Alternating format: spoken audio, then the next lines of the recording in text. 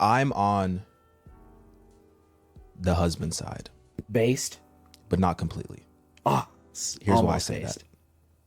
In the nicest way possible, I would remind her that our kids weren't toddlers and our current work-life schedule allowed us to function perfectly fine. We got into a pretty heated argument 2 weeks ago about it, and my wife completely stopped having sex with me to show me what I was missing out on. That's crazy. Sex depriving your husband? That's foul behavior.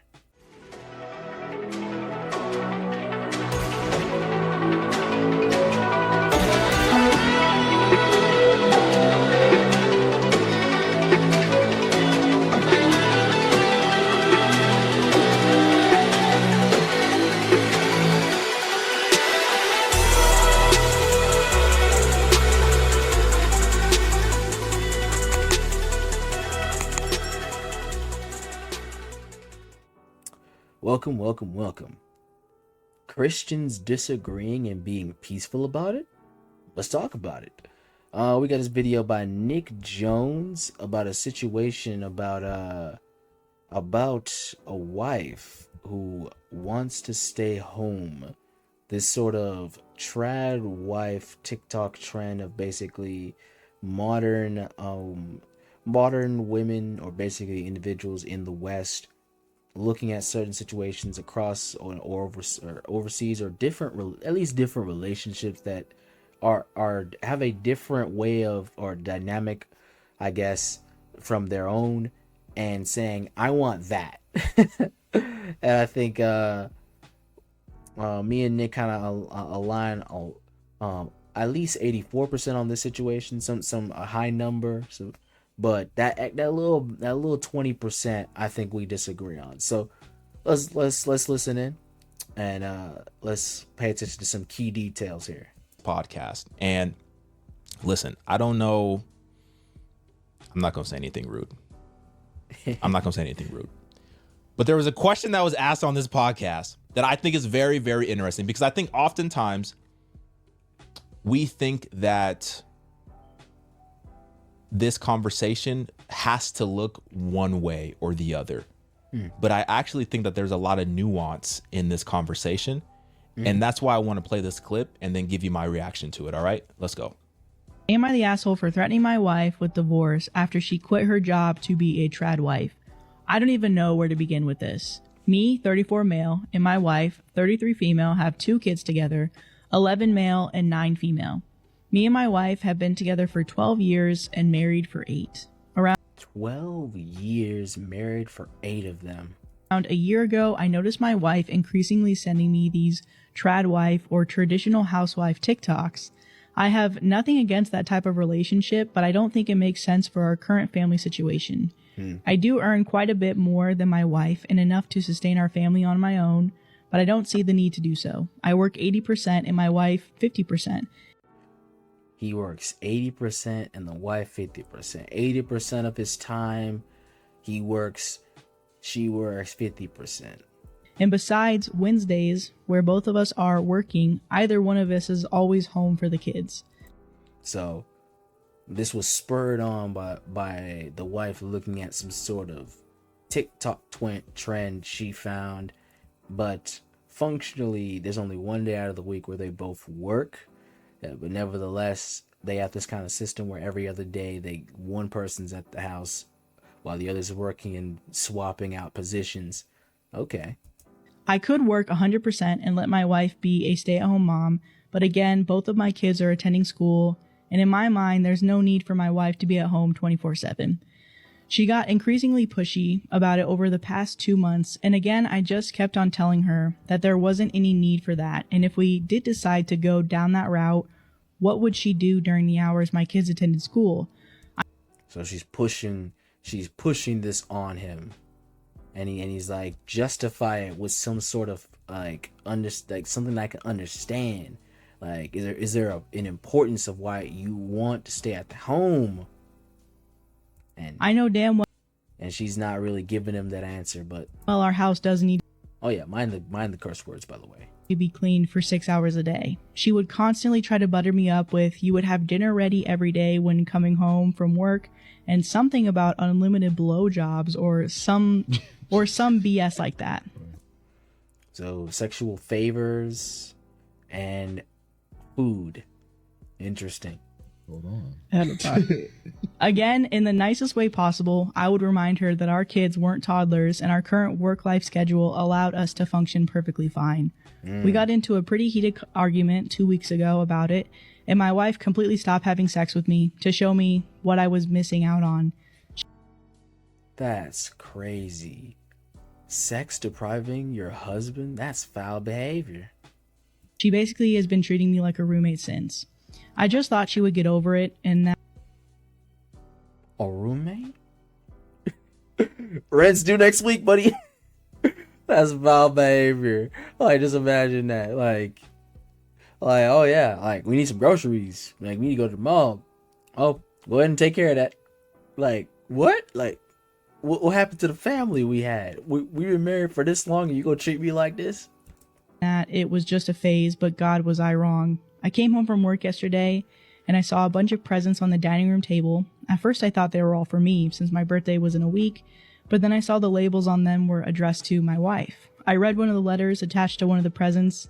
The last sentence on it was literally, "It was so a pleasure working alongside you, and I wish all the best moving forward." Oof. I thought this was a sick prank.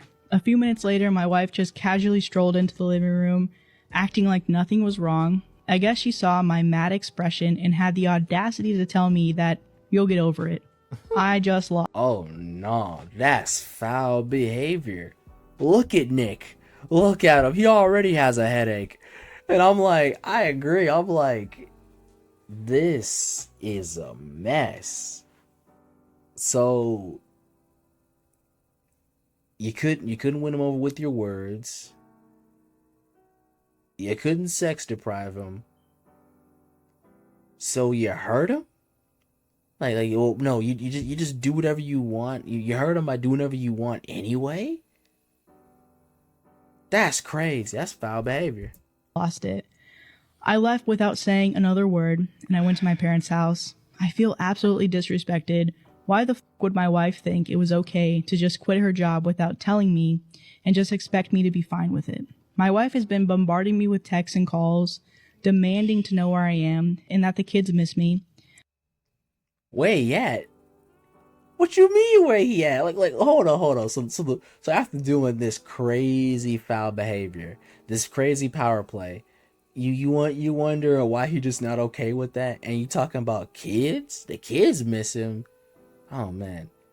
That needs to be a conversation. Like if we all about hot takes and conversations these days on the internet, that needs to be a conversation about how, I feel like that is a conversation out there, isn't it? Somewhere about there, like, you know, where it's like we're just talking about how kids are weaponized as emotional hurt toward their partner, in very messed up situations. Yeah, I feel like there's a talking point on second thought.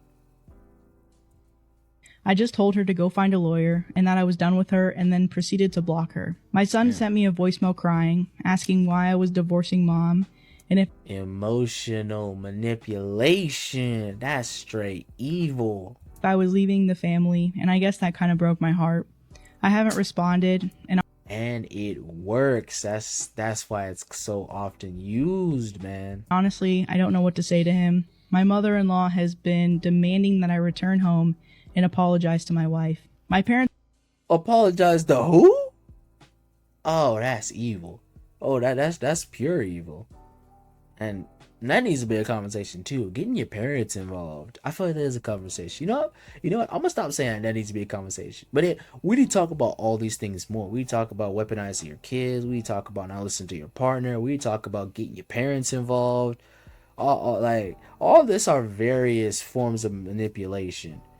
Like whether it's using your sex appeal as manipulation to get what you want.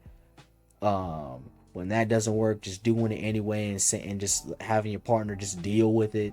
When that doesn't work, and definitely it caused a whole bunch of problems using your kids and basically these third party situations where you using other elements to try and like try and get your own way in the situation. That is bad work. And all because you want to covet a lifestyle that you don't live. That's somebody else lives. That's crazy. Parents also seem to be siding with wife since they are traditional Muslims. My mom also used to be. Oh no. Oof. Oh, this is a Muslim. Oh, this is a Muslim problem. Wait a minute. Muslim problem? What the?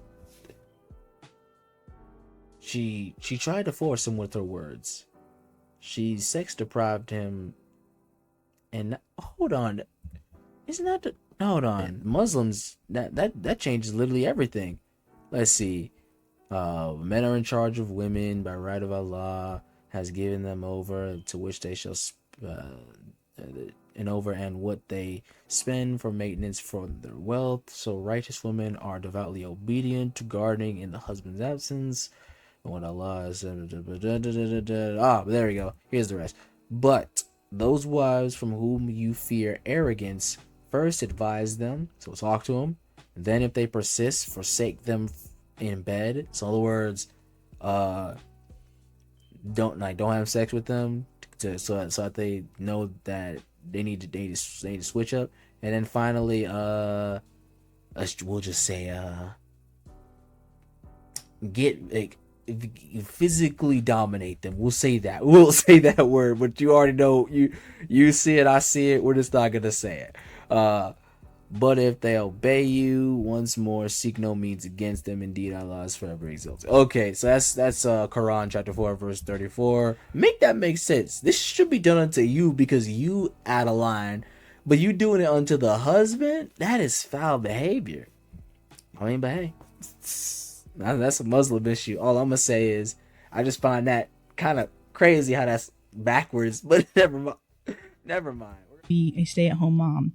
I feel like I'm wrong for immediately jumping to divorce without hearing her out. And besides this whole job drama, I love my wife too much for this to be the end of our perfect marriage. But on the other hand, I feel like I've just completely lost trust in her. Should I just swallow my pride and let my wife stay at home from now on, or should No, do not do that. That's not a pride issue. That's a she doing things out of order issue. She going behind your back issue. She trying to emotionally manipulate you issue. Don't that's not a pride thing. That's not an insecure thing. That's literally she doing some trifling things, as we over here would call that. That's some trifling behavior. should I follow through on divorcing her? How should I navigate And there's that too. Possible divorce is on the table at this point. the situation? Am I the Okay. All right, Nick. Let's get it. I'm on the husband side, Based? but not completely. Oh, Here's why I say that. The way that his wife went about that situation was completely wrong. To make that decision to leave her job and to not have that be a mutual decision that you make, both husband and wife and God, for her to make that decision after there was a clear disagreement as to if she should or shouldn't quit, and then she just went off and quit, and then in the manner that she did it, just laid out the gifts on the table and the cards on the table, Just deal with and it. then said, "Oh, you'll get over it." Just deal with it, basically. That's crazy. And actually, from a biblical standpoint, it's unbiblical. The Bible says if you're Yeah, not just the Bible. We just read the Quran. Like she done threw all types of any type of supposedly godly perspective out the window. She is anti-Quranic, I'd say. you're going to not have sex in marriage, husband and wife. Well, that's the only marriage there is. I don't know why I have to feel the need to define like marriage is between like man and woman, but in this crazy world that we live in, I guess I have to. It's because it's been defined by God. But that's a whole conversation for another day. Point is, yeah, in this day and age, you got to clarify, because some people,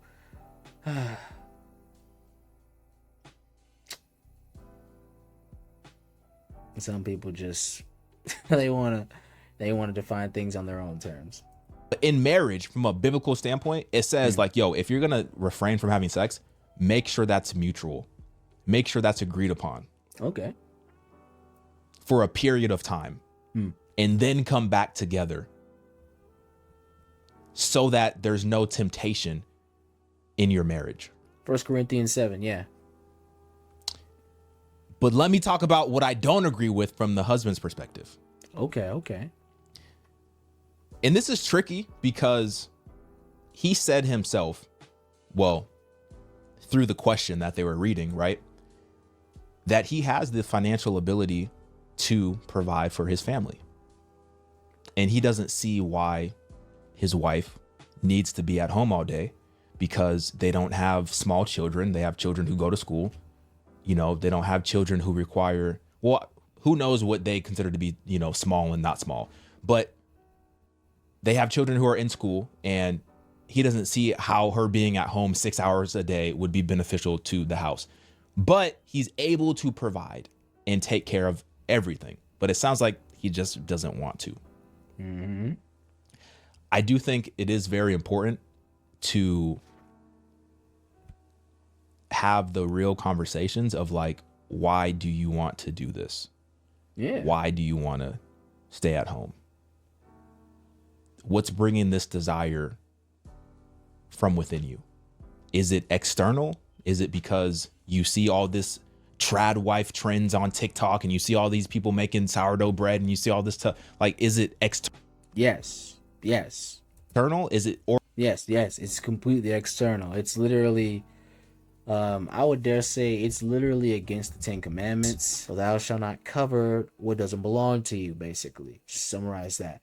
So in other words, don't hold jealousy and unrighteous desire for things that aren't yours. If anything, be thankful in what you have. So when we talk about stuff like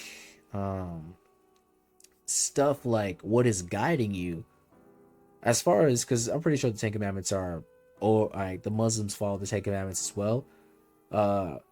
If what is guiding you is the word or the truth or the law or what is righteous and holy, you shouldn't be elsewhere. You should you shouldn't be trying to look to the highways and the byways, see what's going on with neighbor Jenkins over there or neighbor Terry and see, ooh, I want what they have. No, you got a good thing going here. A 12-year-long relationship, an 8-year marriage, 2 kids, a husband that works 80%, you work 50%, so half your time is devoted to work, 80% of his time is devoted to work, and nevertheless, there are justifiable reasons why, and this is why I disagree with him. There are justifiable reasons to why you wouldn't necessarily pay all the bills. I mean, even just going back 4 years, back in 2020, where the pandemic happened, right? Remember that? Remember that crazy thing? That was called the Wuhan virus, the Chinese virus, the COVID virus. Now it's Dematron or Megatron, Omicron, whatever, right? Like, because it's still here, but it's continuing to evolve. So it's like, and how that whole thing stopped the entire world for a little bit. Like, yeah, there are very, very good reasons for why you wouldn't necessarily just kind of put all your cards on the table. If you got a good thing going there, then certainly don't take it for granted, because one small or one bad event could literally change your entire life. Whether it's something small something smaller than a pandemic, I'd say, something smaller like a car accident. Now we need a new car, or we got hospital bills to pay for our injuries, because even though insurance and all that happens, they're still going to get their cut of your money, and the hospital's still going to try to get a cut of your money. The point is, we don't know if you can get sick. We don't know if another world-ending event can happen. There are reasonable ways for reasonable conclusions to make of why one wouldn't pay 100%. Even from a biblical perspective, Proverbs 31 woman, like her command center is her place of business, but nevertheless, she's able to interact with the world, not merely just stay locked in the home, which is seemingly what this trad wife type thing is. somebody who only wants to stay at home and let somebody take care of everything else, almost like a baby bird staying in the nest for like a good up until they have the wings and the feathers and whatnot, and they still don't want to leave. They want you to continue to feed them worms. Like what? Like nah, get out. Like get out there and do your part. This is a family, is a whole team effort, all hands on deck. It's like, it's actually a job. To make a home is a job. So when he said, well, what is she gonna do for 6 hours all day? She can't possibly stay at home 6 hours all day and clean the house. Well, when you're making a home, there's really no time frame. You can make a home for X amount of time. Like there's no time frame attached to making a home. There's so many different activities. There's so much that goes into making a home that she could absolutely be a homemaker for 6 hours a day. But is that what she's referring to? Because that is a job, that is a responsibility, and a lot goes into being a homemaker. It's not just simply staying at home and doing nothing. Okay, let me see what this is. Job description of a homemaker. Academics overseer and consultant, art manager. Wait, is this for real? Athletic manager, bookkeeper, building custodian, janitor, buyer, goods stocker, caregiver, daycare operator, events planner, executive housekeeper, financial director, gestation engineers, moms, groundskeeper, interior design specialist, justice analyst or referee, laundry specialist, life coach, maintenance manager. Okay, teacher, toddler, linguist, I feel like I'm butchering that, staff nurse, work life manager. I mean, yeah. I mean, you got a lot to work with there, right? But I'm not too sure. I'm not too sure that's what she wants, and I think we'll listen to a little bit more of this, and I'll give you my final conclusion, because I would disagree at the very least just with the whole God calling you thing, and a husband like needing to, or at the very least providing, being categorized as just doing 100% of the bill paying and stuff. It's like, no, not necessarily, especially in this economy and how things can literally, we've seen them go left in the last 4 years. Come on now.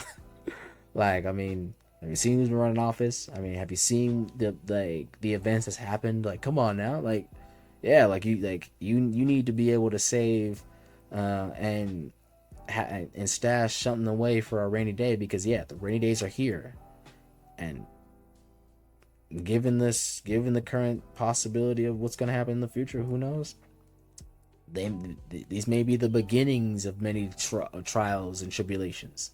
I don't want to make it all about finances, because clearly he said that he can provide and support for the whole family financially. And so my initial response and my initial reaction was, well, why doesn't he just provide and just take care of his responsibility? Like, he created that family, right? The man created that family, married his wife, created children with his wife. If you have the ability to take care of her financially, how come you're not doing that? I'm not too sure if that's not necessarily what's happening here.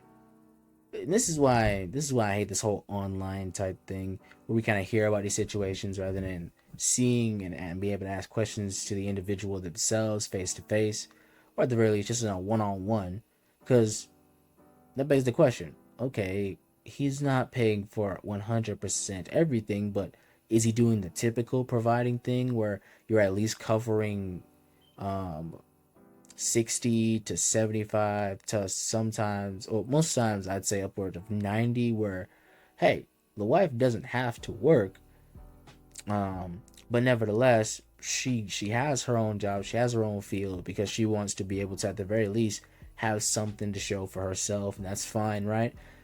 But like she doesn't necessarily need to, because ultimately I think that's probably where you want to be, somewhere between a good 60 to 75%, where yeah, I would consider anything over 51% being a provider, right? Doesn't like, it doesn't have to be, hey, you're doing 99%, you're not a provider because she has to do 1%. It's like, no, it's literally, oh, you have the ability and you guys got this dynamic that suits you both, uh, and is good for the children to give them good role models. Um, so I would agree with the husband. I don't see any need for her to radically change her life because again, uh, given the state of society and um, the way we have progressed in homes and um, uh, the food service and everything, right? I'm not too sure. Like, I would agree with the husband of, I'm not too sure you would even really do anything at the house because like, um, we got enough money for groceries for whatever we need. Um, we got healthy kids. We got like uh other than cleaning that house, like it's like we do. It doesn't seem like they're dirty people anyway. So it's like, what, like, are you just gonna sit on the couch and watch TikTok all day and make TikToks about how you're a trad wife now? Is that it? What goals do you have financially? Are you working towards something greater that requires more financial resources? And could you achieve that in a faster amount of time if you both were working? But these are all conversations that need to be had between husband and wife and God. There's still 7 minutes of the video. I'm pretty sure he goes into all various things, but I don't want to watch his entire video and just react to it. I just thought it was a very good idea to just basically, hey, it's like show a bit of disagreement, um, and give a second perspective, because in situations like this, I think we all want something, but certainly we have to criticize, firstly, our hearts and why exactly we want something first, and secondly, um, ask the question, does it align with what God has shown us, firstly through the scriptures, through his word? Are we aligning with the word?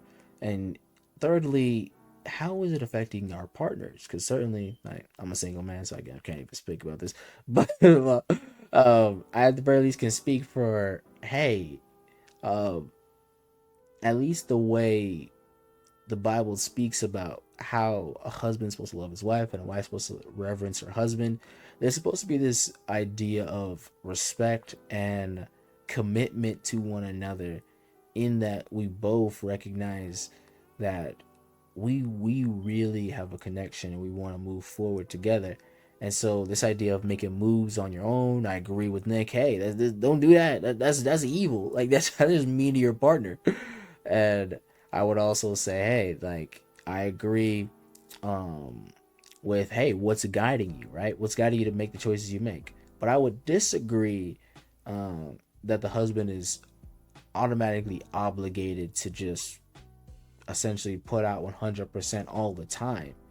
Like I think wisdom teaches us, especially when we go through certain situations, um, sometimes on a global scale, as already mentioned, we need to be smarter in the way we approach situations, because we never know how the world can be turned upside down.